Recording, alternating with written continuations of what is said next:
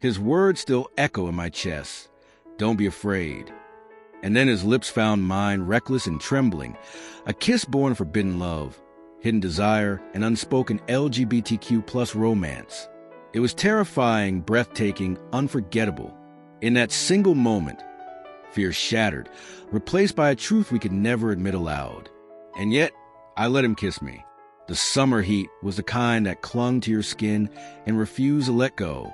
It hung heavy in the air, pressing against the walls, seeping to the cracked window of the small bedroom I'd been given. I lay on my back, staring at the ceiling fan as it creaked in slow, tired circles, pretending that it was doing something to cool me down.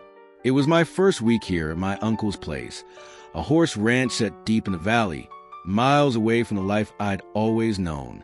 My parents had insisted the change would do me good. Hard work, fresh air, distance from distractions. That was the polite way of saying they wanted me out of their sight for a while. I didn't argue, but I hadn't expected him. He wasn't family. He worked here, older than me by a few years, strong from long days in the sun, his skin bronze, his hair always half hidden beneath a worn cowboy hat. I'd noticed from the moment I arrived, though I tried not to let it show. The first time we spoke, it was about nothing, tools in the shed, where the feed was kept, how early the morning started. He was blunt, quiet, but not unkind. And yet, something about the way his eyes lingered, sharp and unreadable, unsettled me. Or maybe it was the way my chest tightened when he looked at me at all. I told myself it was nothing, just nerves, just adjustment. But nothing about him felt like just. Days here began before dawn. The rooster would crow, and the ranch would come alive. Horses nickering in their stalls, the smell of hay heavy in the air, boots crunching on gravel. I stumbled through it clumsy at first, a city boy trying to learn the rhythm of rural life. He moved like he belonged to it. Every motion precise, practice. The way he tossed a saddle onto a horse's back. The way he leaned against a post with the kind of ease I could never fake. I caught myself watching him too often, studying the curve of his jaw in the light, the way sweat glistened at the edge of his collar. I hated myself for it. But when our eyes met, quick, unplanned, I couldn't shake the feeling that he knew. One evening, after chores were done, I found myself sitting on the porch steps, drinking water from a dented canteen. The sunset painted the sky in bands of orange and violet, the fields glowing in the fading light. He joined me without a word, dropping heavily onto the step beside me. The wood groaned under his weight. He didn't look at me, just stretched his long legs out and tilted his hat low over his eyes. "Tired?" he asked. I let out a laugh that sounded more nervous than I wanted it to. "Always gets easier." "Yeah." I asked. He shifted, finally glancing at me. "Or you just get used to it." Something in his tone lingered. A double meaning, maybe? I didn't know. But I held his gaze a second too long, my pulse quickening. He looked away first, adjusting his hat, his jaw tightening. The silence that followed wasn't comfortable. It was heavy, charged, like the air right before a storm. At night, in the dark, I thought about him more than I should have. I thought about the way his voice dropped when he was serious, the way his hand brushed mine when we worked side by side in the barn. None of it meant anything, I told myself. People brushed hands all the time. People looked at each other, talked, shared silence. It didn't mean what I wanted it to, but wanting didn't stop me. It only grew stronger. The first moment I knew something was shifting came late one night. I couldn't sleep, the heat unbearable, so I slipped out of the house and onto the porch. The moon hung low, silvering the fields, making the whole world feel softer, quieter. He was already there, sitting alone, hat off, running his fingers through his hair. I froze in the doorway, debating whether to turn back. But he glanced up, caught me, and gave the smallest nod. An invitation. I stepped out, heart pounding, and sat beside him. For a long time, neither of us spoke. Then he said low and rough, "You're different than I thought you'd be." The word sank into me, confusing, startling. Different how? His eyes lingered on mine, long enough to make my stomach twist. Then he shook his head. Doesn't matter. But it did. The way he said it. The way he looked away too quickly. as if he'd revealed more than he meant to. That night, lying in bed, I stared at the ceiling and whispered the words I'd never dare to say aloud. I want you. No one heard them but me, and yet, in speaking them, I felt something shift. Something irreversible, because the truth was out now, if only to myself. And deep down I knew something was about to happen, something we could never take back. The days bled into each other, long and dusty, stitched together by the rhythm of work. Wake up before the sun, feed the horses, fix whatever was broken, sweat until my shirt clung like a second skin, and collapse into bed at night with muscles sore in places I didn't know existed. And through it all, he was there. It didn't matter if he was tossing hay bales or tightening saddle straps. He moved with a quiet authority, like he was part of the land itself. I tried to copy his rhythm, his ease, but I never got close. Still, he didn't laugh at me when I failed. Not out loud, anyway. Instead, he'd smirk, a crooked half-smile that made my chest burn hotter than the sun overhead. Keep your grip tighter, he'd say, steadying the rope in my hands with his own. His touch lingered just a second longer than necessary, callous fingers brushing my knuckles. Don't fight it, work with it. I'd nod, pretending I understood, when in truth all I could focus on was the way his breath tickled the side of my face. One afternoon, the heat was unbearable. The air shimmered. Cicadas droned endlessly, and I thought I might melt straight into the dirt. You'll pass out if you keep going like that, he muttered, tossing me a canteen. I caught it clumsily, unscrewed the lid, and gulped water until my chest heaved. It spilled down my chin, soaking my shirt. He raised an eyebrow. You drink like a damn horse. I wiped my mouth, embarrassed, but he chuckled, a low, warm sound I didn't hear often. It wasn't much, just laughter, but it made me want more. Evenings became my favorite part of the day. When the chores were done and the sun sank low, painting the fields gold, he'd sometimes sit with me on the porch.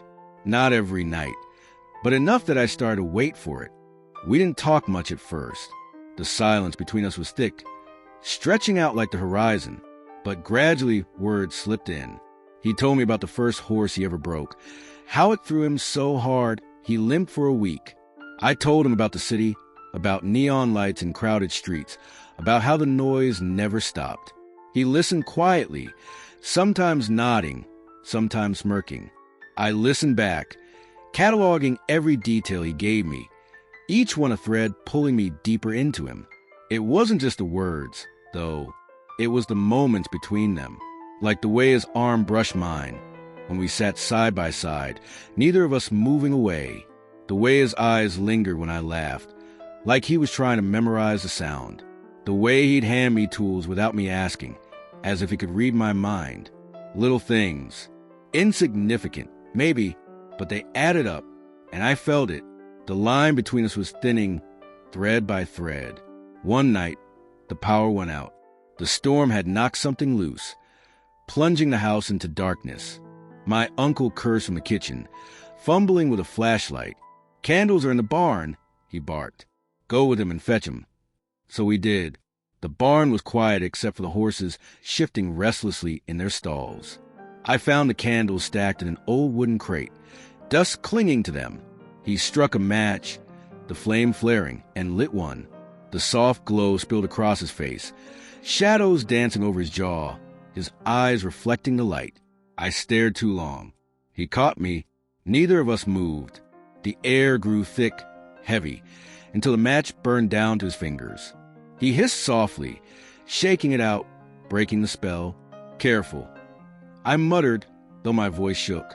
He didn't reply, just looked at me for a long moment before blowing out the candle and plunging us back into darkness.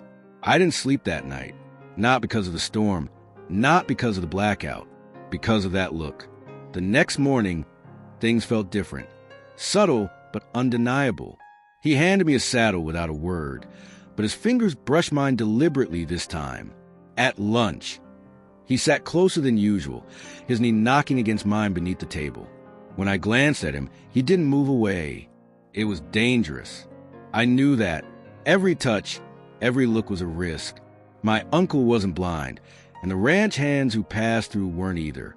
A single slip could ruin everything, but the danger only made it worse, only made me want it more. One evening, as the sun dipped low and the air turned cool, I asked a question that had been gnawing at me. Why are you always out here at night? He didn't answer right away, just leaned back against a railing, staring at the horizon. It's quiet, he said finally, and I don't have to pretend. The words lodged in my chest. Pretend what? I asked softly. He turned his head, eyes locking on mine, so sharp and so vulnerable all at once. Everything, he said. My breath caught. The space between us pulsed with meaning, unspoken but undeniable. I wanted to say something, to admit that I understood, that I felt the same, but the words stuck in my throat. Instead, I sat there, silence pressing down, heart pounding. Because for the first time, I knew, whatever this was, this tension, this pull, it wasn't one-sided, and that terrified me more than anything else. By the third week, I knew the rhythm of the ranch almost as well as I knew the beat of my own pulse. The blisters on my palms had hardened into calluses, the soreness in my back dulled to a steady ache. And still, each day began and ended with him. It was impossible not to notice him, impossible not to feel the pull of his presence. Even when we weren't talking, I was aware of him, of the sound of his boots against the dirt, the smell of leather and sweat, the way his laughter carried across the yard when one of the horses acted up. It was getting harder to hide how much I was watching him. One afternoon, I was patching a section of fence when he came up behind me. "You missed a spot," he said, voice low and teasing.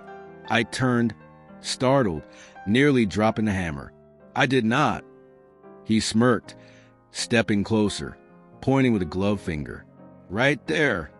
I followed his gesture and realized he was right, grumbling under my breath.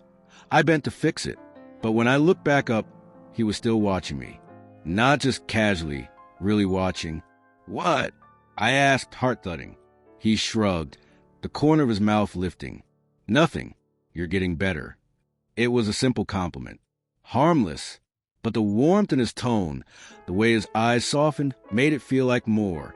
Too much more. That evening, my uncle joined us on the porch. He sat between us, sipping beer, telling old stories about the ranch, about the mistakes he'd made when he was my age.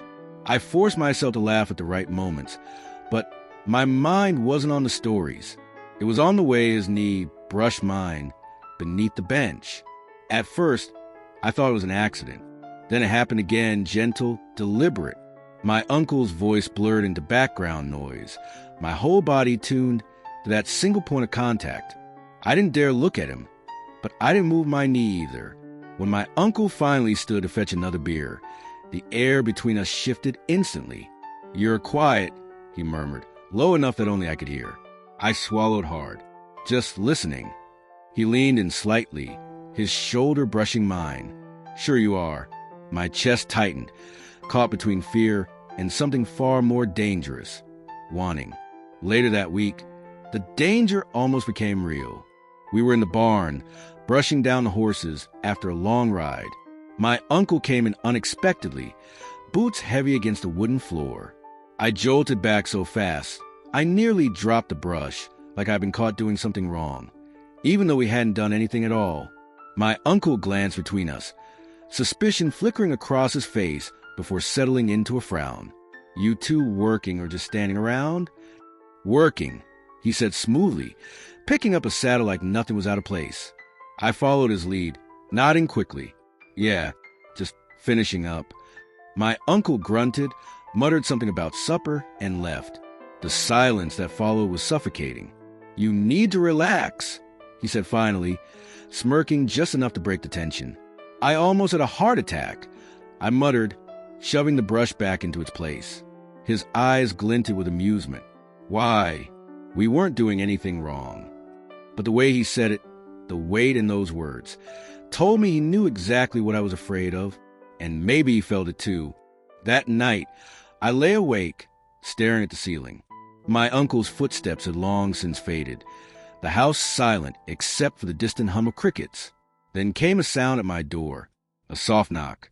I froze. Before I could answer, the door creaked open, and he slipped inside, closing it behind him. Are you crazy? I whispered, heart hammering.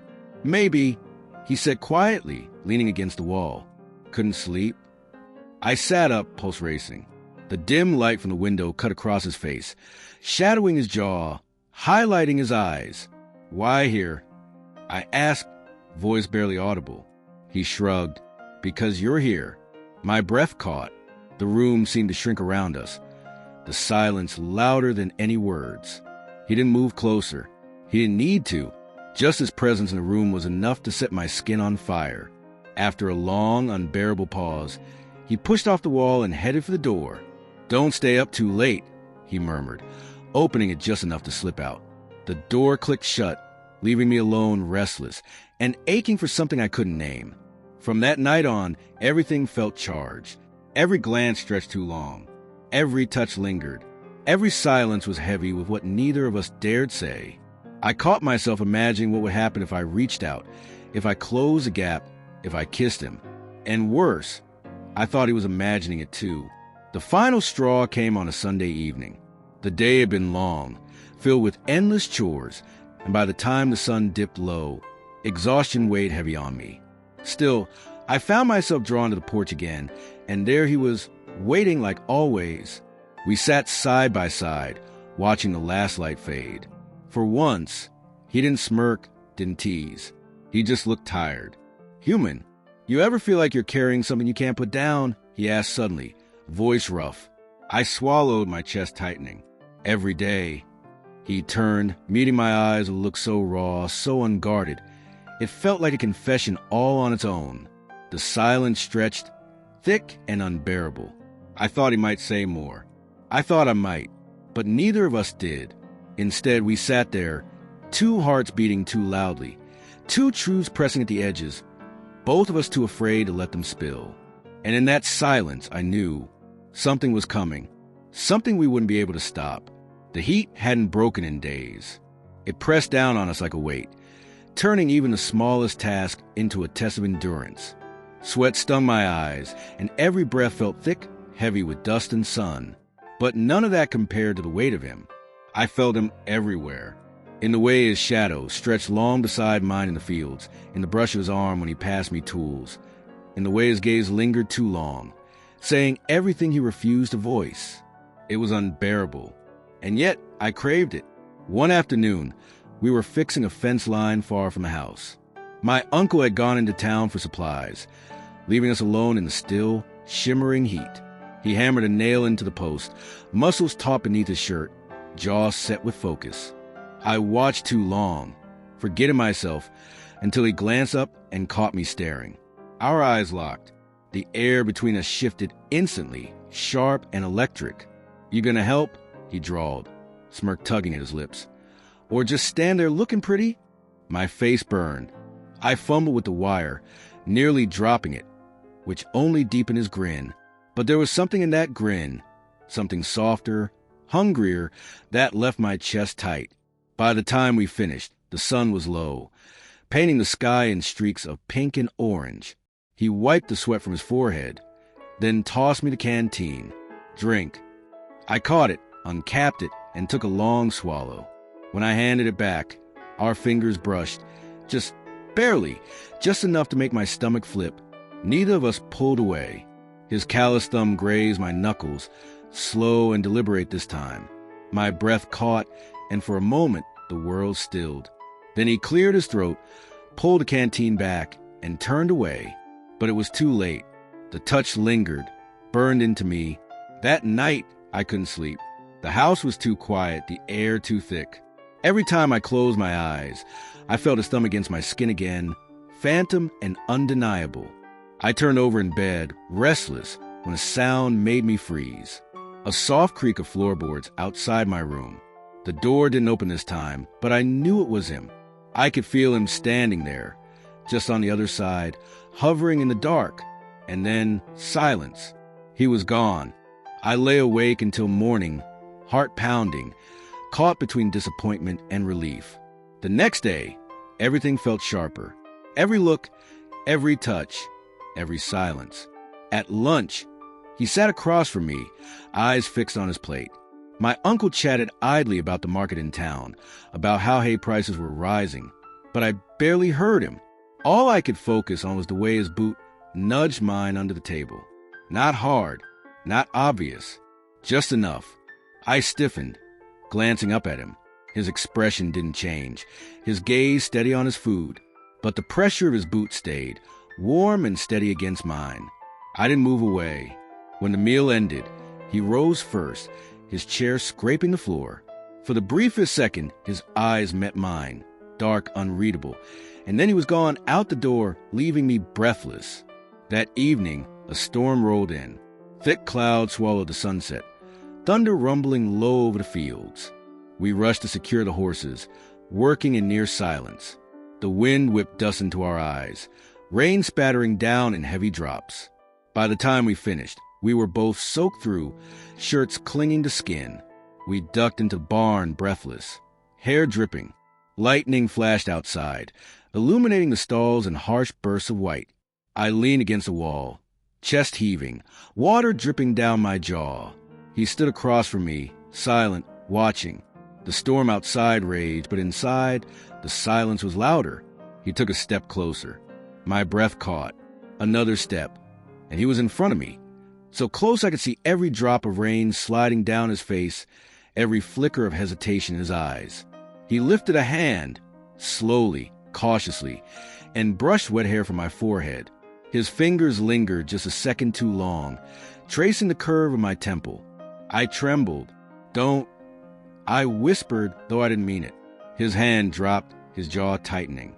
For a moment, I thought he might walk away, but he didn't. Instead, he leaned in, so close his breath mingled with mine, warm and uneven. His eyes searched mine, asking a question he didn't dare voice. I wanted to answer. God, I wanted to, but fear held me frozen. And then, as suddenly as he closed the distance, he stepped back. The space between us snapped taut, like a rope pulled too tight. Neither of us spoke. We left the barn in silence, the storm still raging overhead. That night, I lay awake again, staring at the ceiling, heart pounding with everything unspoken. We were on the edge of something, teetering, dangerous. I didn't know if I wanted to fall or run, but deep down I already knew the truth. I was falling, and soon there'd be no going back. The storm broke, but the tension didn't. If anything, the air between us only thickened, heavy with everything we wouldn't say. Each day we worked side by side, pretending the touches didn't linger, the glances didn't burn, the silence didn't scream louder than words ever could. But I felt it, and I knew he did too. One morning, I overslept. The sun was already high by the time I stumbled into the yard, hair a mess, boots half-laced. My uncle had gone into town again, leaving just the two of us. He was already saddling a horse, movement sharp and efficient. "You're late," he said without looking at me. "Sorry," I muttered, fumbling with the bridle. He finally glanced up, eyes sweeping over me. A smirk tugged at his lips. "You look like hell." I rolled my eyes, tried to ignore the heat crawling up my neck. But the way he said it, the softness beneath the tees, made my chest ache. We rode out together into the fields, the morning quiet except for the sound of hooves against the dirt. At one point, my horse spooked at a rabbit darting across the path. I lost my balance, swaying dangerously. Before I could fall, his arm shot out, steadying me. His hand gripped my waist, firm and grounding, pulling me against him for just a second too long. "You good?" he asked, voice rougher than usual. "Why, yeah," I stammered, heart hammering, but he didn't let go right away. His fingers tightened briefly, like he didn't want to. When he finally released me, the absence of his touch was unbearable. That evening, we were repairing tack in the barn when footsteps sounded outside. My uncle's voice carried, calling for him. I panicked, stepping back too fast, my shoulder colliding with a wooden beam. The sound echoed, sharp and quiet. He shot me a look, sharp and amused all at once, before striding out to meet my uncle. I stayed frozen, heart pounding, terrified that somehow the truth was written all over me. When he came back a few minutes later, he leaned against the door frame, arms crossed. You act like you're guilty, he murmured. I'm not, I said quickly, too quickly. He arched a brow, smirk curling his lips. Then why are you shaking? I couldn't answer. My throat was too tight, my chest too full. He didn't press, but the question lingered between us long after the silence returned. Nights were the worst. I'd lie awake, the house still and dark, the sound of crickets loud outside my window. And I'd think about him, about his hand on my waist, his knee against mine, his breath too close in the storm. Sometimes I swore I could hear him too, his footsteps pacing, stopping outside my door, just like before. But he never came in, and maybe that was worse. The next week, we drove into town for supplies.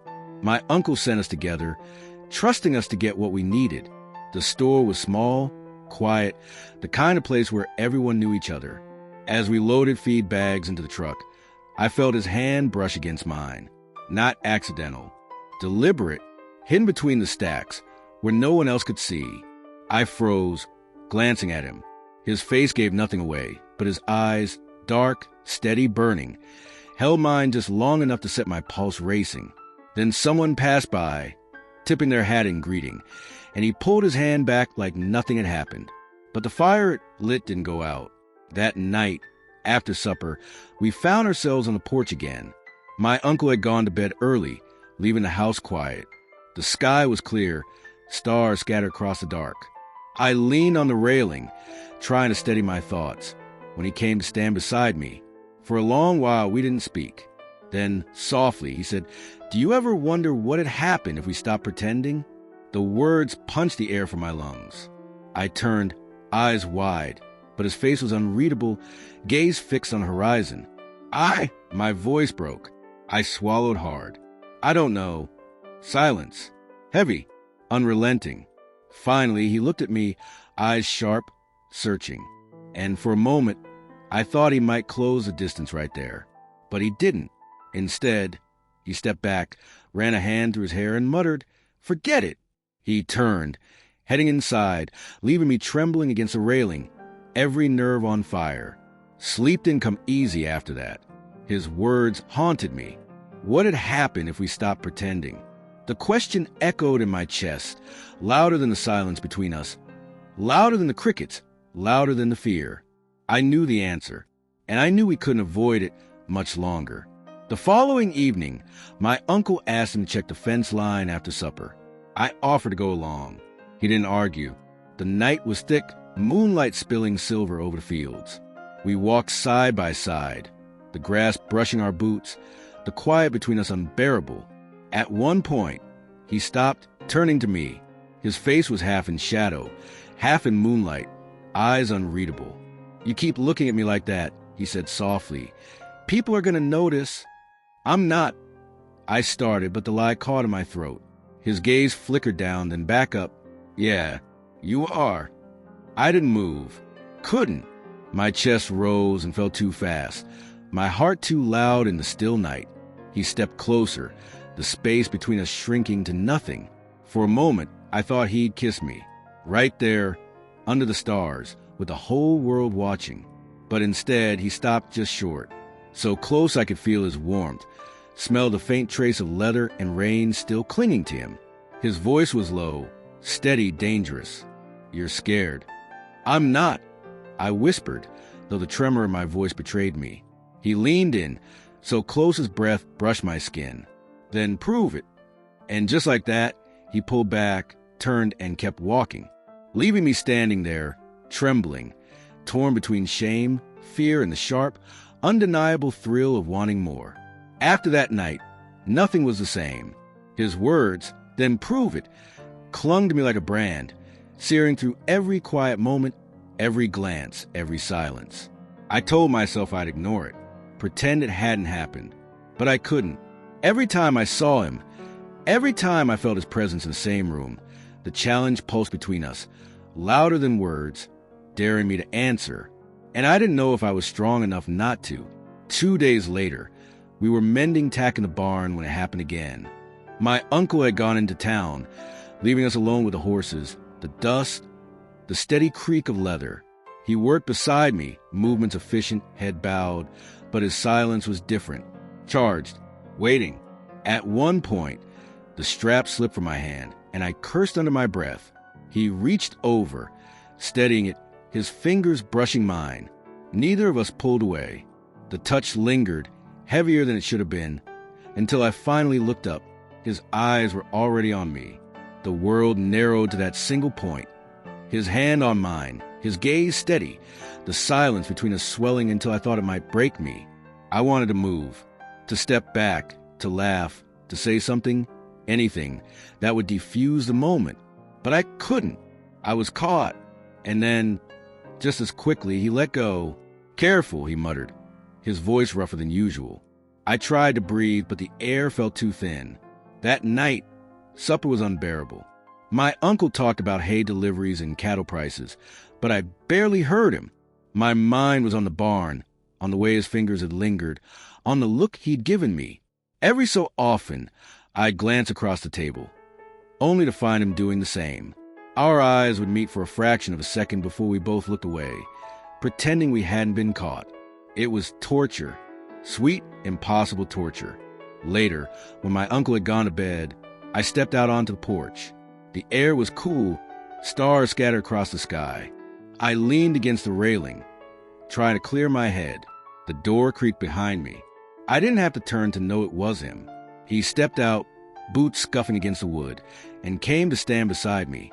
For a long time, neither of us spoke. Finally, he said quietly, "You gonna keep running forever?" My breath caught. "I'm not running," I whispered, though the tremor of my voice betrayed me. He turned, leaning one elbow on the railing, watching me. "Feels like you are." I forced myself to look at him, to hold his gaze. "And what if I am?" His eyes softened, something dangerous flickering there. "Then maybe I'll catch you." The words hung between us, heavy and electric. My pulse thundered, my hands trembling against the railing. But before either of us could move, the sound of footsteps inside shattered the moment. We both froze.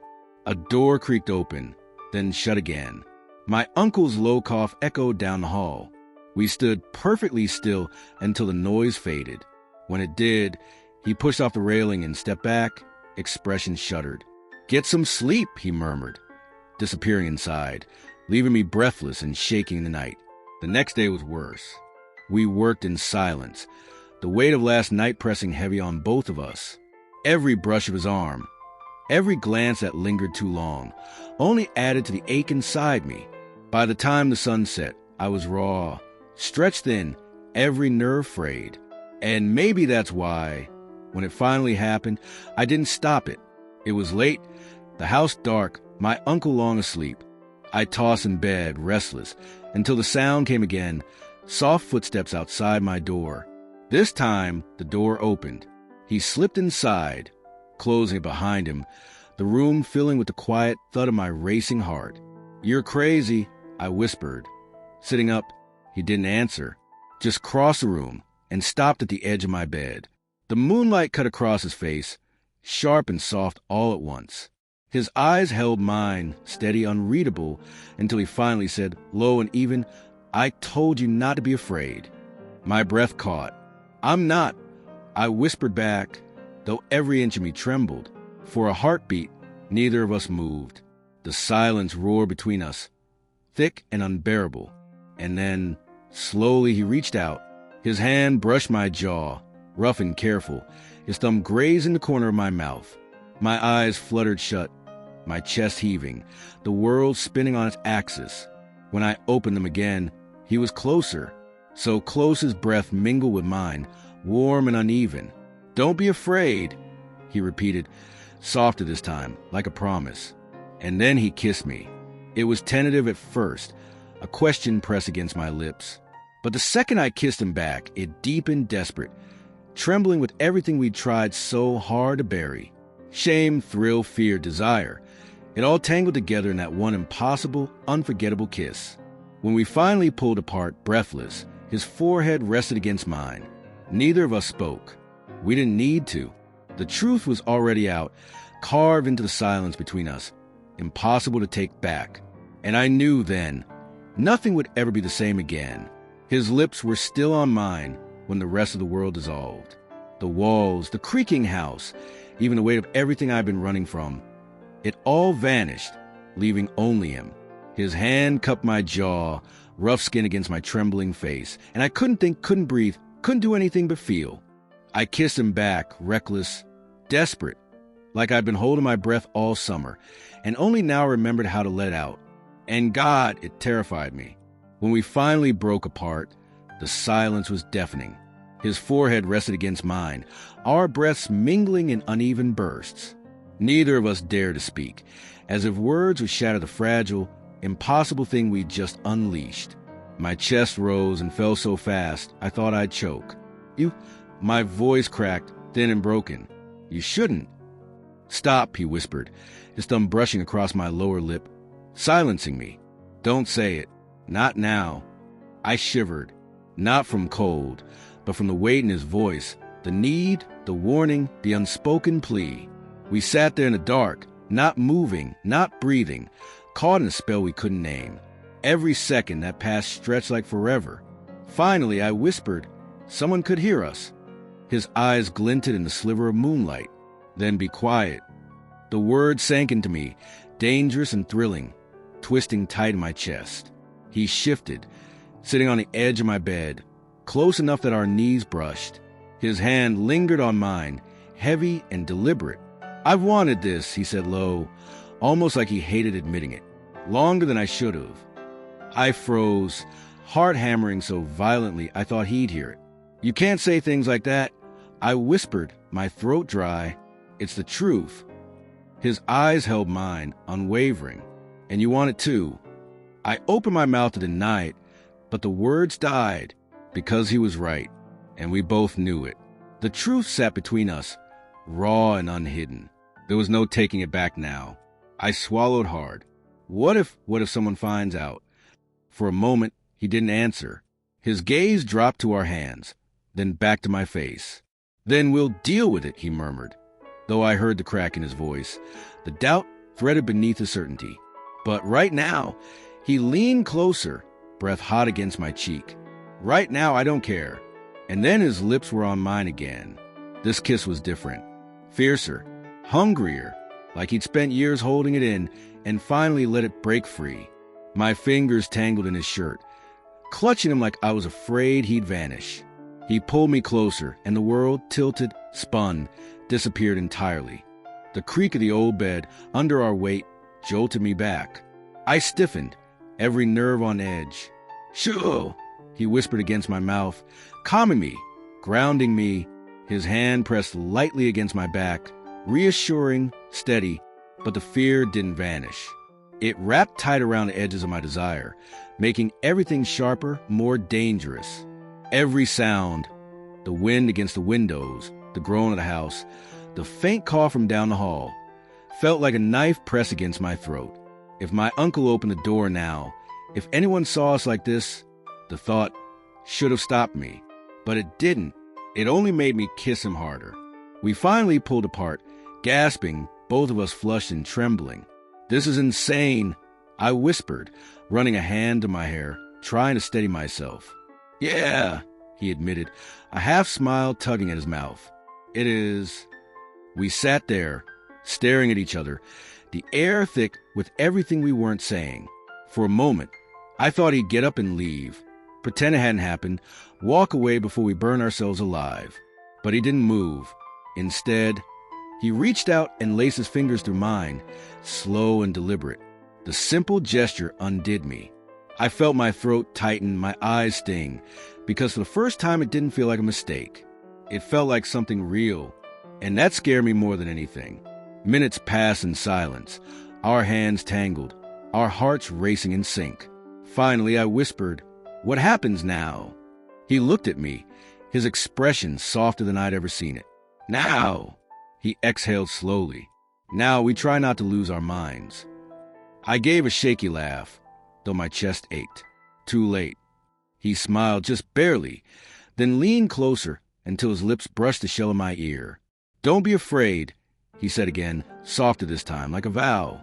I closed my eyes, swallowing the lump in my throat, holding on to the sound of his voice like it was the only thing keeping me alive. Because Maybe it was. We stayed like that, hidden in the dark, tangled in silence and stolen breaths. Every moment felt stolen, fragile, fleeting, like the world could crash through the door and rip it all away. And maybe it would.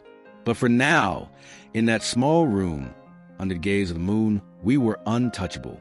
And even though I knew nothing would ever be the same again, I couldn't bring myself to regret it.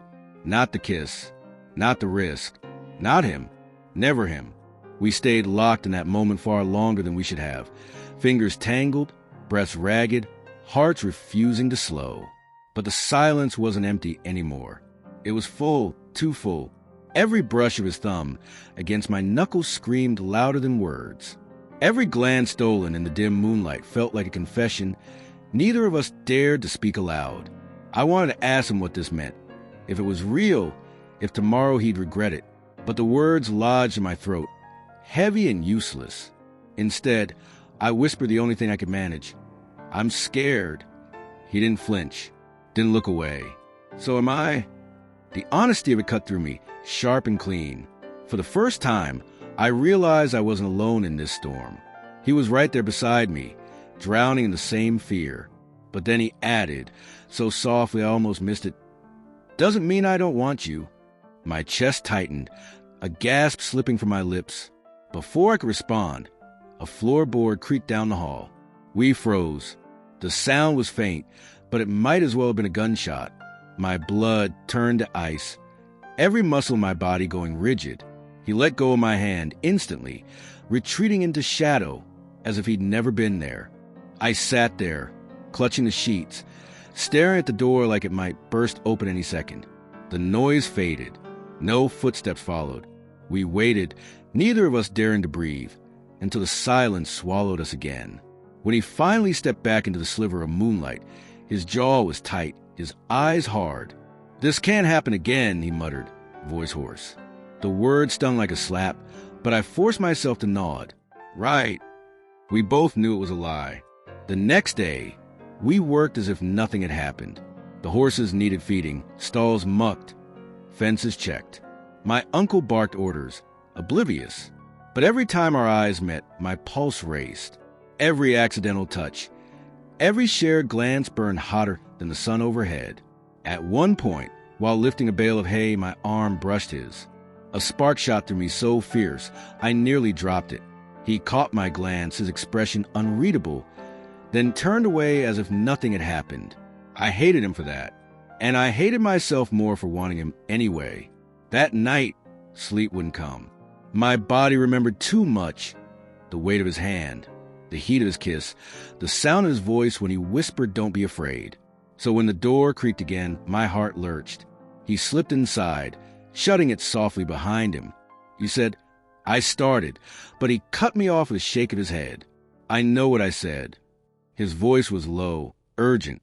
"But I can't," he stopped, dragging a hand through his hair. "I can't stay away from you."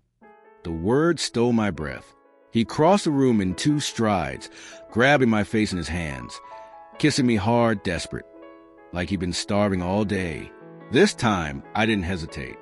I kissed him back, pulling him closer until there was no space between us, no air, no thought, just fire.